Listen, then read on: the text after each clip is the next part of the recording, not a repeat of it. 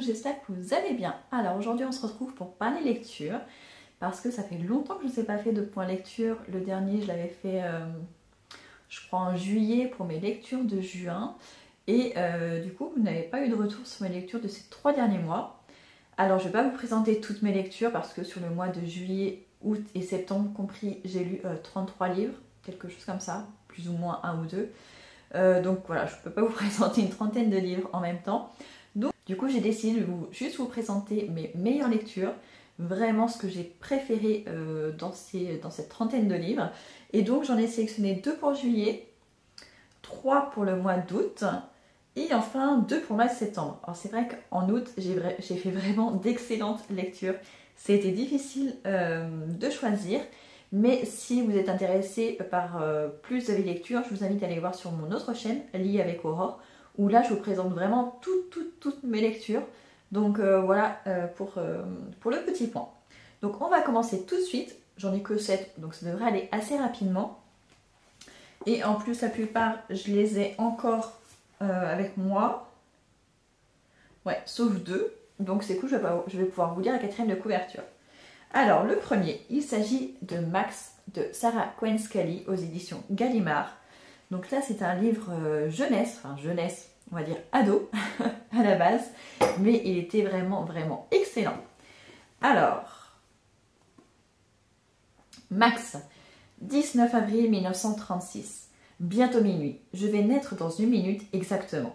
Je vais voir le jour le 20 avril, date anniversaire de notre Führer. Max est le prototype parfait du programme Lebensborn. Des femmes sélectionnées par les nazis mettent au monde de purs représentants de la race aryenne. Jeunesse idéale destinée à régénérer l'Europe. Une fable historique, fascinante et glaçante. Une lecture choc remarquablement documentée. Alors en effet, donc Max, comme vous pouvez le voir, c'est notre personnage principal qu'on va suivre pendant tout le long du roman. C'est un petit garçon qui était en fait sélectionné. Sa mère correspondait aux critères ariens et son père c'est en fait un officier allemand qui correspondait exactement aux caractéristiques du type arien. Et en plus il est né le jour anniversaire du Führer, donc d'Hitler, et du coup ça en a fait un être exceptionnel rien que par ça. Et du coup, on va être dans la tête de Max avant sa naissance, quelques heures avant sa naissance. Il nous raconte déjà ce qu'il ressent, comment il est excité, tout ça. On va le suivre une fois qu'il est bébé et on va le suivre pendant très longtemps. Alors, c'est très intéressant parce que ça nous parle du programme Lebensborn qui a vraiment eu lieu par les nazis. On nous explique du coup exactement en quoi ça consiste et on est dans un... Comment dire?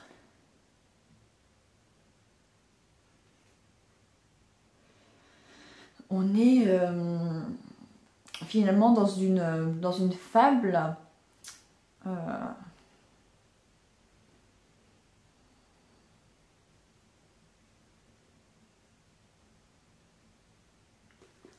du coup dans ce roman, l'autrice nous raconte exactement en quoi ça consistait ce programme et comment ça a évolué en fonction, au fur et à mesure de la Seconde Guerre mondiale et ce que ça a donné après. Donc c'est vraiment très intéressant, c'est très dérangeant parce qu'on est vraiment avec Max, Max qui est fier d'être ce qu'il est, qui comprend pas que les autres ne le vénèrent pas plus par moment, et puis après il grandit, il obtient de la maturité, il rencontre d'autres personnages, il se confronte aux autres, et du coup c'est hyper intéressant. C'est hyper documenté, franchement c'était très enrichissant. Il fait presque 500 pages, donc c'est quand même pas rien pour de la jeunesse. Mais franchement, c'est un livre à lire. Franchement, il m'a marqué.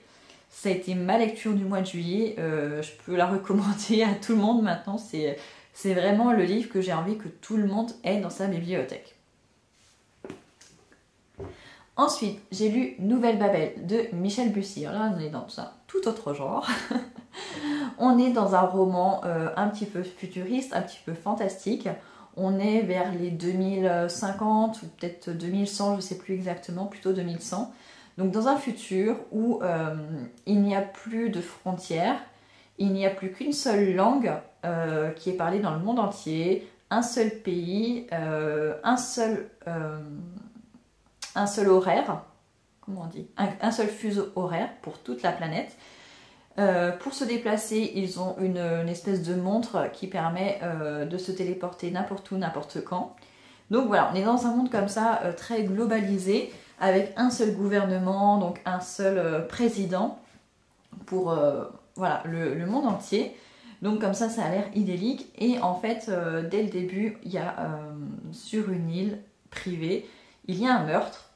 Et du coup, pendant tout le roman, on va chercher qui est-ce qui a fait ça et surtout pourquoi. Donc en fait, ça a été hyper intéressant parce que y a un petit peu de fantastique, il y a en même temps une enquête, il y a un côté thriller, il y a un côté géopolitique parce que forcément, le fait qu'il y ait un seul pays, plus de frontières, enfin tout ça, on nous parle justement du passé, de notre présent et de ce que pourrait être notre futur. Donc franchement, c'est hyper intéressant. J'ai vraiment adoré. Moi qui adore Michel Bussy maintenant depuis que je l'ai découvert, c'est peut-être celui que j'ai le plus aimé dans tous ceux que j'ai lus jusque-là. Il n'y en a pas énorme, peut-être 3-4. Ça a été vraiment une excellente lecture. Franchement, c'est même pour ceux qui n'aiment pas le fantastique et tout ça, c'est léger, c'est très enrichissant et ça nous fait réfléchir. Donc franchement, je vous le recommande également. Ensuite, en août, j'ai lu La femme de ménage. On a entendu énormément parler, notamment en 2023. Du coup, j'avais pas trop envie de le lire tout de suite. Et puis, j'ai attendu que la hype redescende. Et donc, je l'ai lu cet été en e-book. Donc là, c'est un thriller domestique. On va suivre une jeune femme qui s'appelle Millie, qui sort de prison. On sait qu'elle a fait 10 ans de prison, mais on ne sait pas trop pourquoi. Et du coup, elle n'a pas d'appart, elle n'a pas de boulot, donc elle vit dans sa voiture et elle est prête à prendre n'importe quel job pour se sortir de là. Et donc elle postule pour une place dans une maison de riches pour, je sais plus si c'est pour faire le ménage ou pour garder les enfants à la base. Mais elle se dit non, mais de toute façon ça passera pas, ils vont jamais me prendre. Et finalement, elle est retenue, elle est engagée.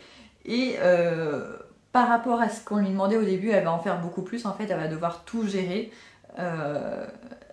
La gamine qui est insupportable, la maison qui est sans dessus-dessous, les sautes d'humeur de sa patronne. Enfin, vraiment, elle va vivre un cauchemar, la pauvre.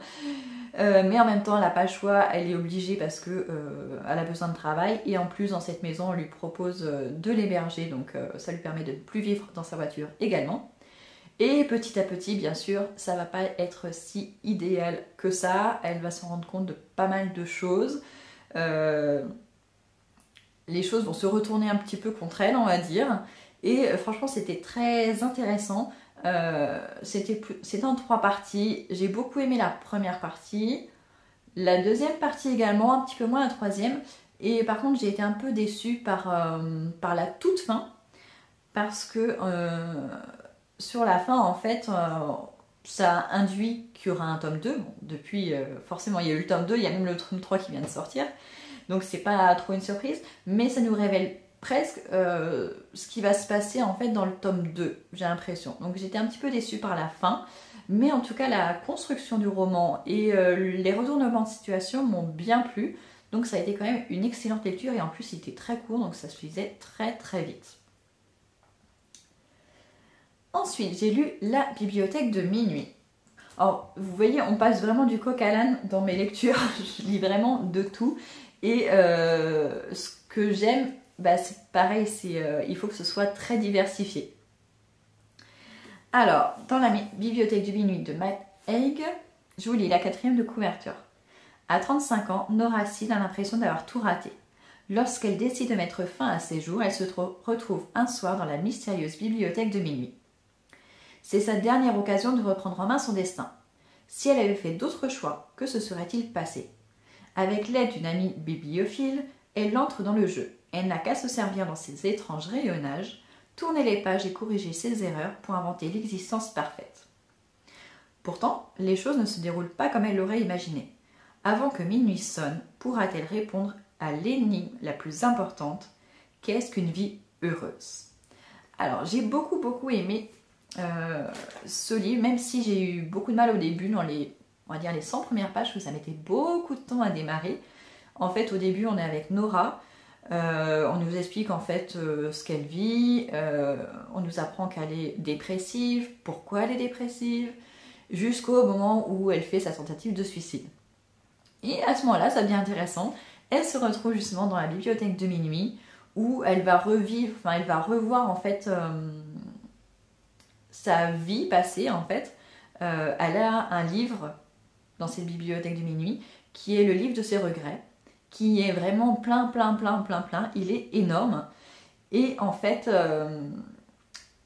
elle a dans la bibliothèque, il y a plein d'autres ouvrages qui sont des vies possibles qu'elle aurait pu vivre si elle avait fait des choix différents. Et du coup, elle va ouvrir certains de ses livres et du coup plonger dans ces vies-là à plusieurs reprises. Certains vont lui plaire plus que d'autres. Certaines vies vont lui permettre de voir qu'en fait, certains choix qu'elle regrettait, finalement, il ne faut pas les regretter parce que en fait, si elle avait continué dans cette vie-là, elle n'aurait pas été heureuse non plus. Et voilà, donc c'est vraiment, c'est presque un livre de développement personnel. J'ai beaucoup aimé. J'ai trouvé ça très divertissant. En même temps, ça nous aurait fait réfléchir sur nos choix à nous. Et en plus, même les thématiques, les vies dans lesquelles elle allait, il y avait toujours quelque chose à en tirer. Et voilà, j'ai beaucoup aimé. Même si le début a été difficile, après j'ai beaucoup aimé. Pareil, c'est pas un roman court non plus, il fait au moins 400 pages. Ouais, il fait 400 pages. Mais franchement, c'était très chouette. Ensuite, j'ai lu La Jurée de Claire Géano. C'est son premier roman. Alors, Anna Zeller a été tirée au sang pour devenir jurée aux assises. Une expérience aussi vertigineuse qu'inédite. Appelée à juger un couple au casier vierge dans un procès pour empoisonnement et meurtre, la jeune femme va voir ressurgir son passé. Un passé qui la transporte 20 ans plus tôt, sur une aire de jeu en Bretagne, le jour où Anna Boulanger est devenue Anna Zeller. Les jurés ont une semaine pour décider du destin des accusés et s'emparer de leur troublante histoire. C'est aussi le temps qu'il faudra pour que bascule la vie d'Anna.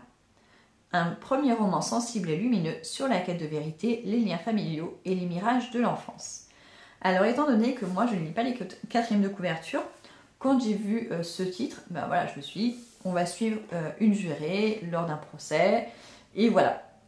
Donc c'est déjà assez chouette, en plus c'est un roman qui est quand même assez court.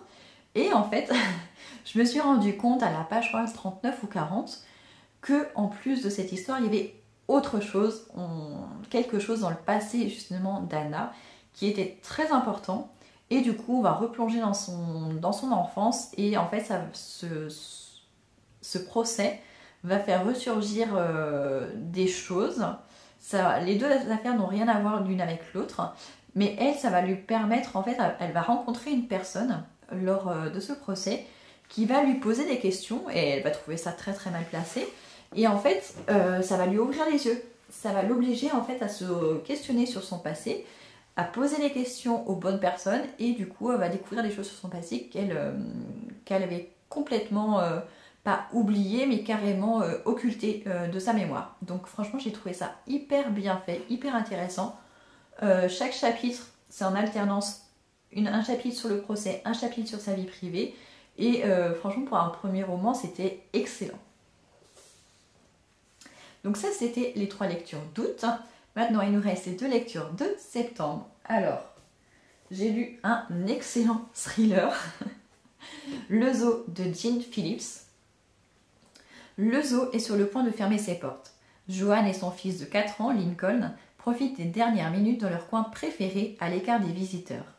Mais quand Joanne se décide à pousser gentiment Lincoln vers la sortie, ce qu'elle découvre la force à rebrousser chemin en courant et à s'enfoncer dans le zoo désormais désert, son fils dans les bras. Dans un parc d'attractions transformé en ménagerie mortelle, pendant les 3 plus longues heures de sa vie, Joanne va découvrir jusqu'où elle est prête à aller pour sauver Lincoln. Alors, en effet, ce livre se passe dans l'espace de seulement 3 heures. C'est la fin de la journée, elle est au zoo avec son fils, ils se disent bah, ça va fermer donc il faut qu'on parte. Et en fait sur le chemin du retour, avant d'arriver aux portes extérieures, elle voit un homme avec un fusil et avant elle avait entendu des bruits mais elle pensait pas que c'était des coups de feu et en fait c'était visiblement des coups de feu. Et donc elle se retrouve témoin d'une tuerie dans un zoo. Et donc bah, c'est son seul objectif, c'est de se sauver, surtout de sauver son fils, qui ne se fasse pas tuer. Et du coup, elle va tenter de se cacher dans ce zoo. Ça va durer 3 heures, c'est hyper angoissant. On nous parle énormément de leur vie à deux, de comment est ce petit garçon, à quel point il est intelligent, à quel point ils sont proches l'un de l'autre. Enfin, c'est haletant. Ça se déroule juste sur 3 heures, donc on n'a pas envie de quitter le livre. Franchement, ça se lit presque d'une traite. Franchement, c'était excellent. J'ai adoré ce thriller. Franchement, je m'en souviendrai, je pense, un bon moment. Et enfin, quelque chose qui n'a encore rien à voir du tout. J'ai lu J'avais 12 ans de Nathalie Schweighofer. Donc ça, c'est un livre qui date. Hein. Il est sorti en 1990-1991. C'est un témoignage. Donc c'est Nathalie Schweighofer qui nous raconte son histoire. Elle avait seulement 21 ans quand elle l'a écrit, à la suite d'un procès. J'avais 12 ans, le titre, parce que à partir de 12 ans, elle a été violée par son père. Ça a duré plus de 5 ans. Et du coup, elle nous explique en fait ce qui s'est passé, comment ça a commencé, comment elle s'est retrouvée coincée, comment elle était coincée notamment par son père, par les liens familiaux, elle avait peur en fait du regard des gens, d'énormément de choses, et en fait elle s'est retrouvée piégée. Et elle nous explique comment ce piège s'est refermé sur elle, et c'est hyper intéressant. Alors forcément c'est choquant, mais faut pas oublier que en 90, eh ben, c'était sûrement une des premières femmes à avoir témoigné pour ce genre de choses. Il y a eu un procès. Elle a demandé à ce que ce soit pas un procès à huis clos. Donc déjà, c'est vraiment... elle avait du courage. Elle est passée à la télé, elle est passée en radio, et après, elle a décidé d'écrire ce livre pour que son témoignage reste, et voilà, que ce soit pas effacé, que ce soit pas oublié. Et franchement, j'ai trouvé que c'était le recul qu'elle avait à seulement 21 ans sur ce qu'elle a vécu quelques années auparavant. C'est fou la manière dont elle nous raconte les choses. Voilà, j'ai trouvé que c'était un texte vraiment très très très important et totalement en raccord avec l'actualité. Donc voilà, si vous ne l'avez jamais lu, bah, je vous conseille de le lire également. Donc voilà pour mes 7 petites lectures préférées de cet été, donc juillet, août, septembre. Donc vous voyez qu'il y a des choses très très différentes. Il y a du thriller, il y a du fantastique un petit peu, il y a du témoignage. Enfin, c'est vraiment très très très divers, mais ça reflète bien mon univers, tout ce que j'aime en fait. Donc voilà. Bah, n'hésitez pas à me dire si vous avez déjà lu ces livres ou si je vous ai donné envie de les lire. Et j'essaierai de revenir plus régulièrement vous parler de mes lectures. À très bientôt!